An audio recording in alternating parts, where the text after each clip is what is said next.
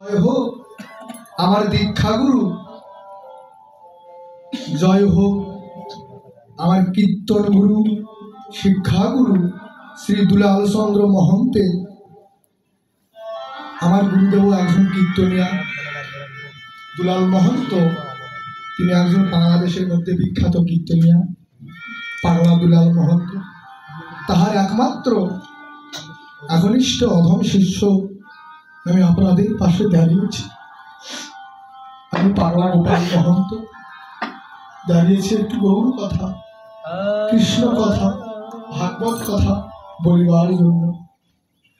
তবে বাবা, যেই দেহে পাপ থাকে, যেই বদনে পাপ থাকে, যে নয়নে পাপ থাকে, যে কর্ণে পাপ থাকে, সে কর্ণে, সে নয়নে, সে বদনে আমার কোনদিন না বলাও যায় না, শোনাও যায় না, দেখাও না। তবে বাবা, শাস্ত্রে শুনেছি সাধুসঙ্গ সর্বশাস্ত্রে কয় লইবা মাত্র যে কৃষ্ণ প্রাপ্তি হয়। তবে পাপ বদনেও পাপ দেহ আমার গৌর কথা কৃষ্ণ কথা বলিবারও সাধ্য হইতে পারে। তবে আপনাদের মতো যদি সৎ সাধুগুরু বৈষ্ণবের ধুলি যদি একবার সেই পাপীর অঙ্গে লেগে যায়, তারও বদন হইতে গৌর কথা কৃষ্ণ কথা বলিবার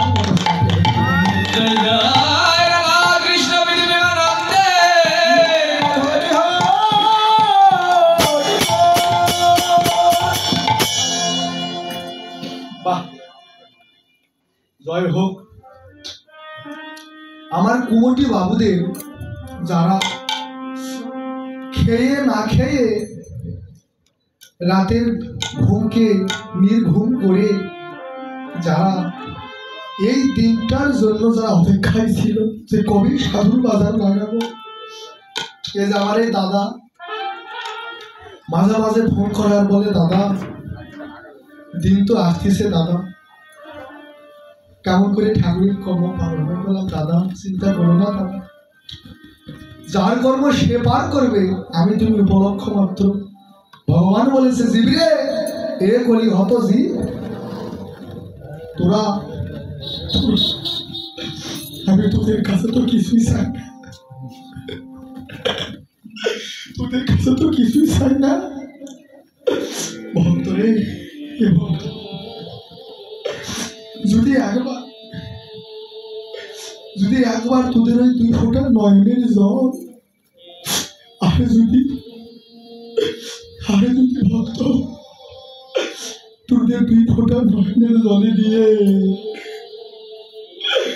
আর যদি বদলে হা গৌর প্রাণে গৌর বলে, ভক্ত রে তোরা যদি আমায় ডাকার মতোই একবারে ডাকিস, সারাদিন আমাকে ডাকিতে হয় না রে ভক্ত। তোরা যদি আমায় ডাকার মতো যদি একেবারে ডাকিস, ওই মনের বিশ্বাস ভক্তি একত্র করে হে ভক্ত রে ওই নয়ন জলে একনিষ্ঠ হয়ে, হে ভক্ত তোরা ডাকার মতো যদি আমায় একেবারে ডাকিস, তাহলে বলবো আমি ভগবান কি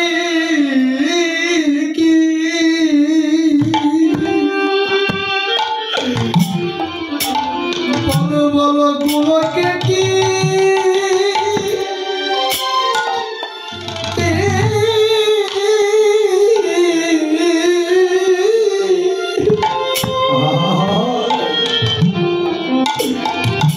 থাকিতে পারে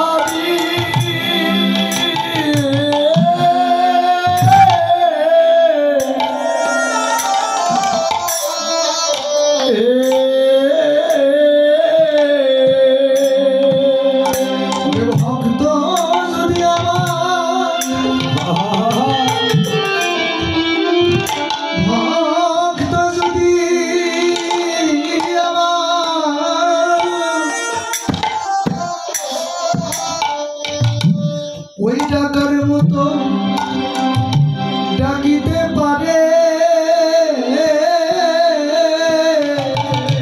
হরি বল ভাই বলো বলো আমি ভাব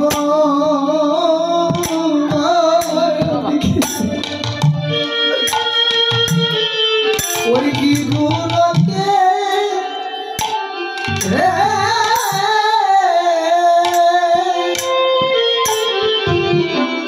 থাকিতে পারি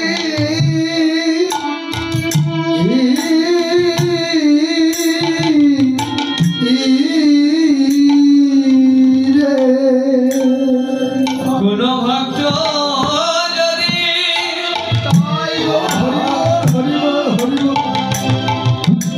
কোন ভক্ত যদি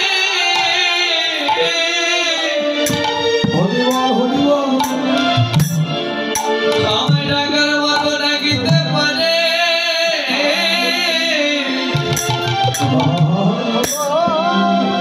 আমি ভগবান গিয়া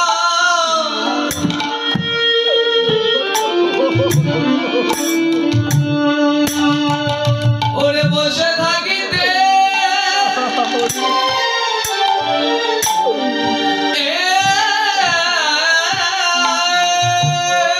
হরি বল ওরে বসে থাকিতে পারি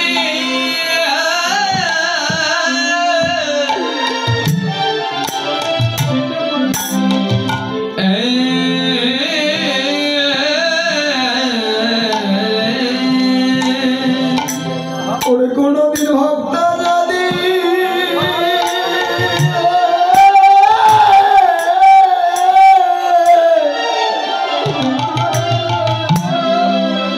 ডাকার মতো ডাকিতে পারে